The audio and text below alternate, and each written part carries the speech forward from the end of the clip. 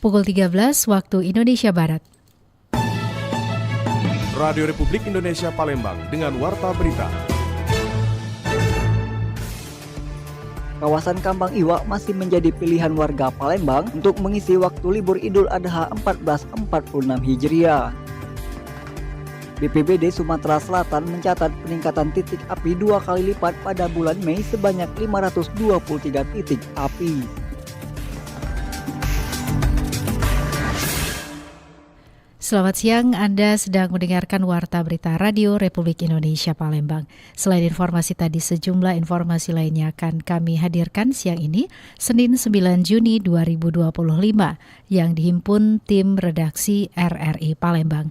Bersama saya SRBC, inilah Warta Berita selengkapnya.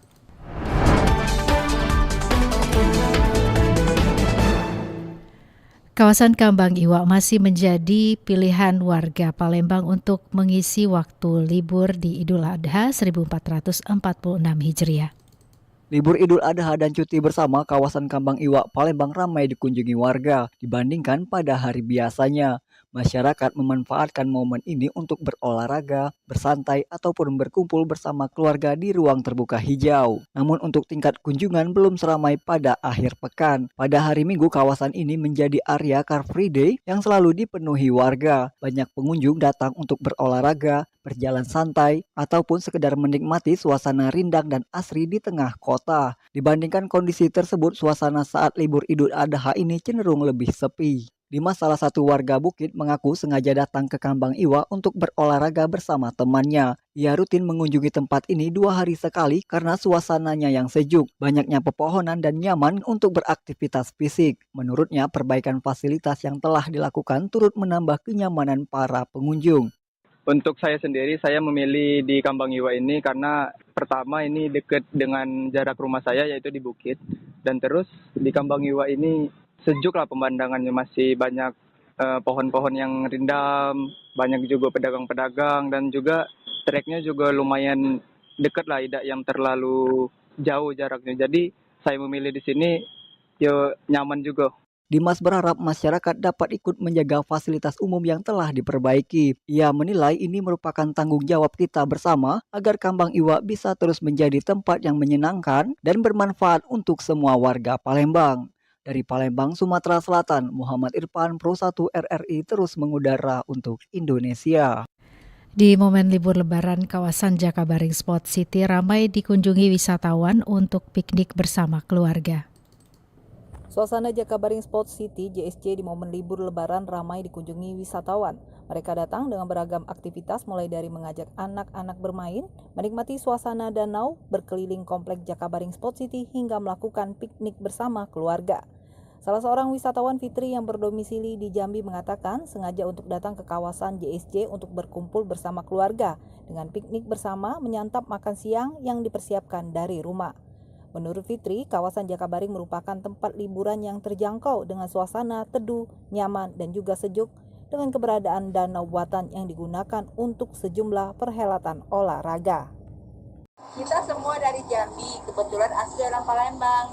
Karena lagi libur Lebaran dan berada di Palembang, jadi kita jalan-jalan ke Jakabaring. Dulu pernah ke kawasan Sigim ini, tapi sudah lama sekali dan sekarang kebetulan ada waktu.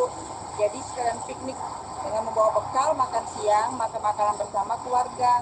Suasananya enak, teduh dan bisa lihat danau Jakabaring. Ada meski saat ini cuaca cukup terik, liburan murah dan semangat bersama keluarga. Untuk diketahui, kawasan JSC merupakan kawasan olahraga terpadu yang digunakan beberapa perhelatan nasional hingga nasional. Kini kawasan itu ramai dikunjungi menjadi wisata olahraga. Selain piknik, banyak anak muda juga melakukan kegiatan olahraga seperti lari atau jogging bersama. RRI Palembang, Nova Ariana melaporkan terus mengudara untuk Indonesia.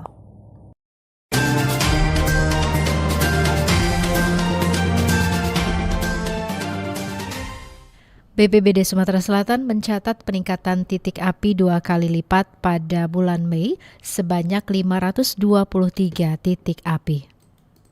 Pemerintah Provinsi Sumatera Selatan bersiap menetapkan status siaga darurat bencana asap karena lonjakan drastis titik panas atau hotspot dan meluasnya kebakaran hutan dan lahan di sejumlah wilayah. Langkah ini dipastikan usai 4 daerah rawan yakni Musi Banyuasin, Ogan Komering Ilir, Pali, dan Prabu Muli lebih dulu mengaktifkan status siaga. Kepala Pelaksana BPBD Sumsel M. Iqbal Ali Syahbana mengungkapkan penetapan status siaga di tingkat provinsi hanya tinggal menunggu persetujuan dari Gubernur Herman Deru. Menurut Iqbal, lonjakan jumlah hotspot menjadi indikator utama. Sepanjang Mei 2025, BPBD mencatat 523 titik panas di Sumsel, 2 kali lipat lebih banyak dibandingkan April yang hanya mencatat 214 titik. Ia juga menyoroti karhutla yang sudah membakar lahan di Ogan Ilir dan Prabu Muli, serta musim kemarau yang mulai melanda. Setelah status siaga diberlakukan, BPBD Sumsel berencana mengajukan bantuan ke pemerintah pusat.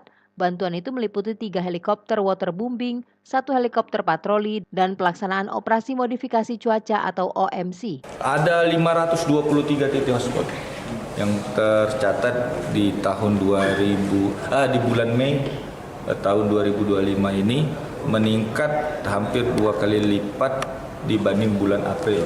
Bulan April itu kalau tidak salah ada 214 titik hotspot. Sementara itu, Kepala Bidang Penanganan Darurat BPBD Sumsel Sudirman menyebutkan keempat daerah yang lebih dulu menetapkan status siaga tergolong wilayah dengan tingkat kerawanan tinggi. Penetapan status siaga di Muba, Oki, Pali, dan Prabu Muli sudah dimulai sejak awal hingga pertengahan Mei dan berlaku hingga akhir tahun. Pemerintah daerah kini terus bersiaga mengingat kemarau diprediksi semakin menguat hingga Agustus mendatang. Status siaga provinsi diharapkan dapat mempercepat koordinasi dan penanggulangan bencana asap sebelum mencapai puncaknya. Provinsi Sumatera Selatan menjadi pilot project penerapan teknologi pemetaan landscape digital berbasis konservasi. Provinsi Sumatera Selatan mencatat sejarah baru dalam upaya penyelamatan lingkungan melalui penerapan teknologi pemetaan lanskap canggih dari program Evolving Participatory Information System for Nature-Based Climate Solution atau EPISTEM. Sumsel akan menjadi provinsi pionir secara nasional dalam penerapan sistem pemetaan digital berbasis konservasi. Dikembangkan atas kolaborasi antara IIASA, C4iCraft Indonesia, dan WRI Indonesia, serta didorong penuh oleh Kementerian Lingkungan Jerman, platform EPISTEM resmi diperkenalkan sebagai forum konsultatif bersama para pemangku kepentingan di Palembang. Direktur C4iCraft Indonesia, Andre Eka Dinata mengatakan, EPISTEM mengembangkan platform teknologi pemetaan sumber terbuka yang adaptif, tidak hanya memenuhi kebutuhan teknis pengguna, tapi juga mendorong transparansi dalam penggunaan serta evaluasi kualitas data. EPISTEM ini tujuan utamanya adalah membuat sebuah teknologi untuk pemantauan bentang lahan dengan harapan nantinya bisa menghasilkan data yang akurat sehingga bisa dipergunakan bagi pemerintah daerah, bagi pemangku kepentingan lain untuk mengelola bentang lahan dengan lebih baik. Pemikiran utamanya adalah bahwa saat ini masalah data, akurasi data, ketersediaan data itu masih menjadi salah satu penghambat dari pengelolaan bentang lahan yang baik, dan EPISTEM ingin bekerja bersama pemerintah provinsi dan juga pemangku kepentingan yang lain untuk sama-sama mengembangkan teknologi yang tepat guna. Konsultasi awal untuk memperkenalkan EPISTEM dan memberikan gambaran umum pengembangan teknologi pemetaan dalam mendukung upaya restorasi dan pencegahan deforestasi telah dilakukan pada Februari lalu. Andre juga berharap kegiatan ini juga menjadi wadah untuk mendengarkan pengalaman berbagai pihak, khususnya terkait peran teknologi pemantauan dan data dalam mendukung inisiatif-inisiatif tersebut. Riana Pridani melaporkan. Meskipun penjualan menurun drastis hingga 60%, toko oleh-oleh haji di kawasan Palembang tetap berupaya bertahan dengan mengandalkan kemudahan dan kepraktisan layanan bagi keluarga jamaah.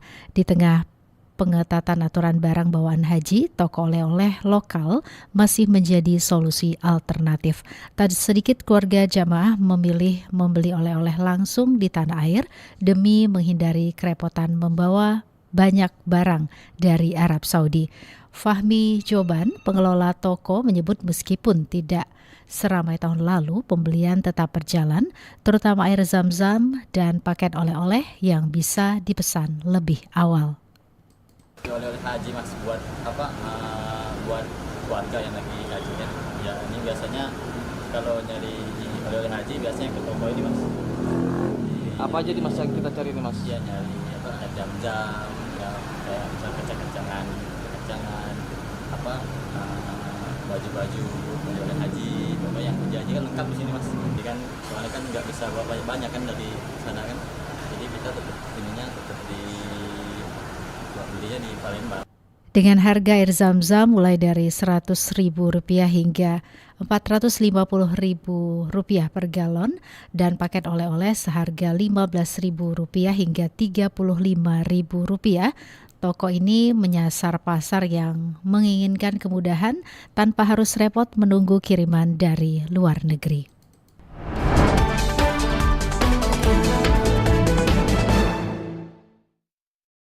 Belum ada aturan baru di bandara meski kasus COVID-19 naik di Asia.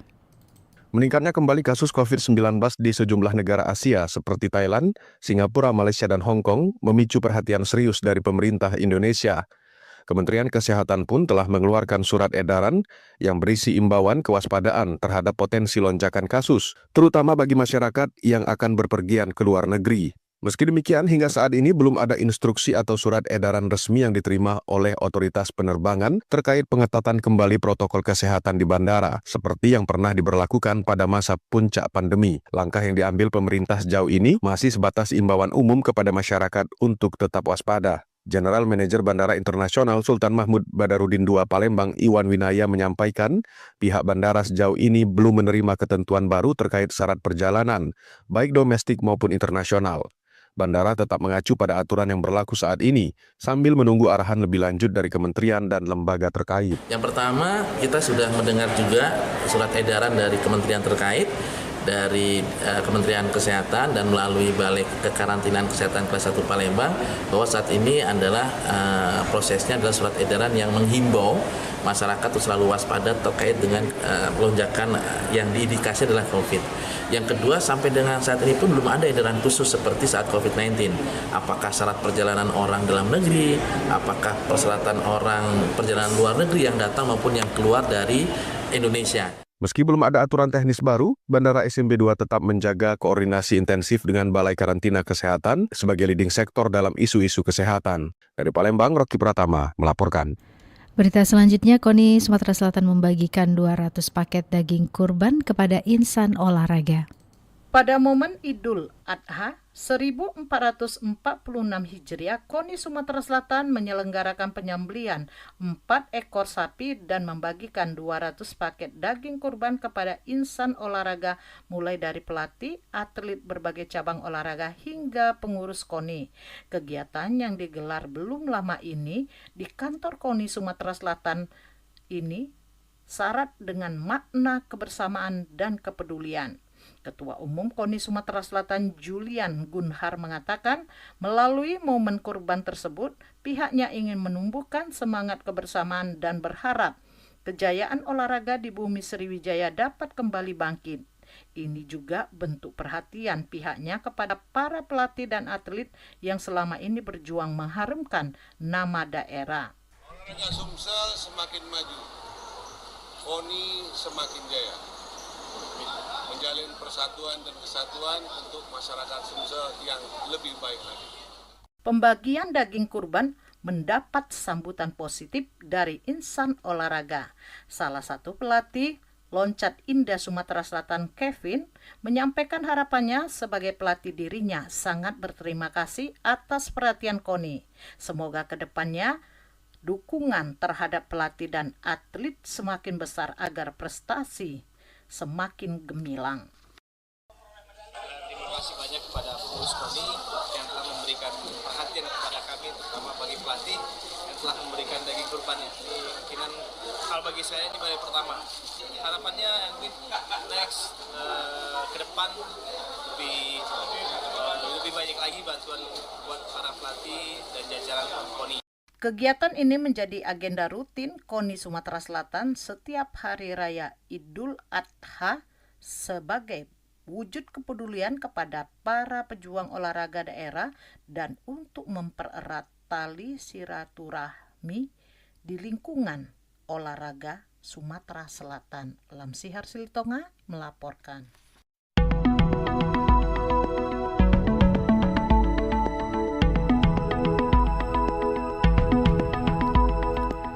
Informasi tadi mengakhiri Warta Berita siang ini, produksi Radio Republik Indonesia Palembang. Informasi lainnya dapat Anda akses melalui website kami rri.co.id dan WhatsApp channel RRI Palembang. Juga ikuti media sosial terverifikasi kami, Facebook, Instagram, TikTok, dan X RRI Palembang. Kami juga membuka ruang aspirasi bagi Anda untuk menyampaikan sejumlah persoalan dan peristiwa yang berada di sekitar Anda melalui line WhatsApp di 0821 7927 9090 serta pesan chat melalui RRI Digital. Mewakili kerabat kerja yang bertugas, saya Esi Armisi mengucapkan terima kasih atas perhatian Anda. Selamat siang dan sampai jumpa. RRI terus mengudara untuk Indonesia.